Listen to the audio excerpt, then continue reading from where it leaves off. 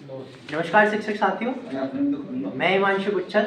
आज के इस एफएलएन की ट्रेनिंग में डे 1 में आपको साप्ताहिक शिक्षण चक्र के बारे में बताऊंगा। ये हमारी कक्षा 1 के लिए साप्ताहिक शिक्षण चक्र है।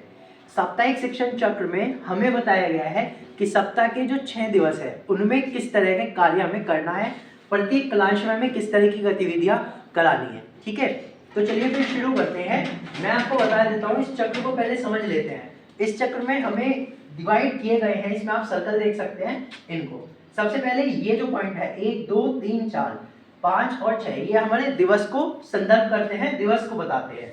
उसके बाद ये जो डॉट आप देख रहे हैं 1 2 एंड 3, ये हमारे दिन के कालांशों को बताते हैं।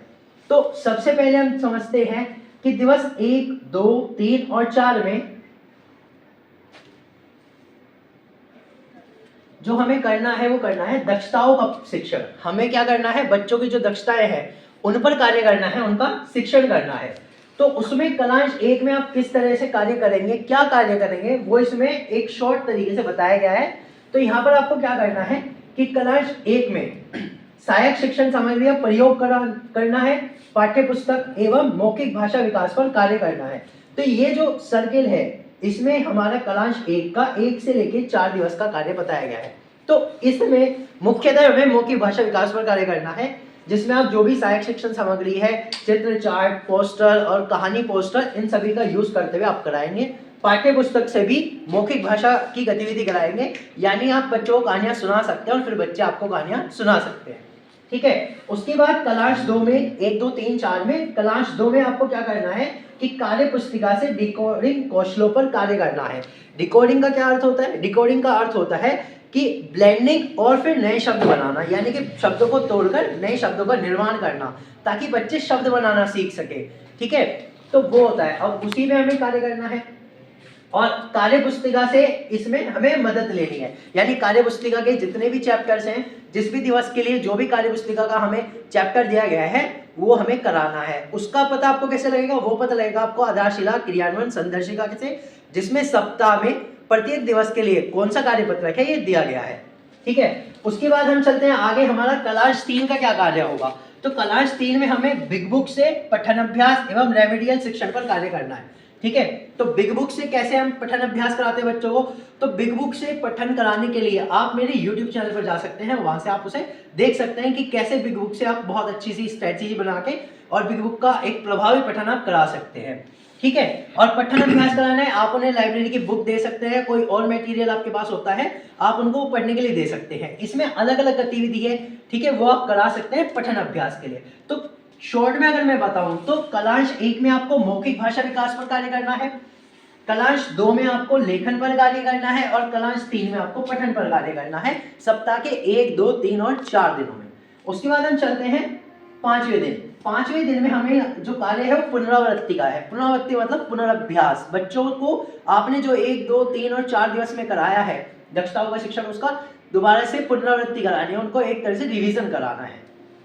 तो इसमें आप प्रथम क्लास में मौखिक भाषा विकास की जितनी भी गतिविधि आपने कराई है उनका रिवीजन कराइए, और क्लास 2 में साप्ताहिक पुनरावृत्ति कराइए, यानी जो कार्यपत्रक होगा साप्ताहिक पुनरावृत्ति वाला वो आपको कराना है। अगर कार्यपत्रक नहीं है, आपकी जो कार्यपुस्तिकाएं नहीं आई हैं उनमें कार्यपत्रक नहीं है, तो आप क्या करेंगे, आप अपनी ओर से एक छोटा सा कार्यपत्रक अपना बना सकते हैं। ठीक है, और कलांश 3 में स्वतंत्र पठन एवं रेमेडियल शिक्षण।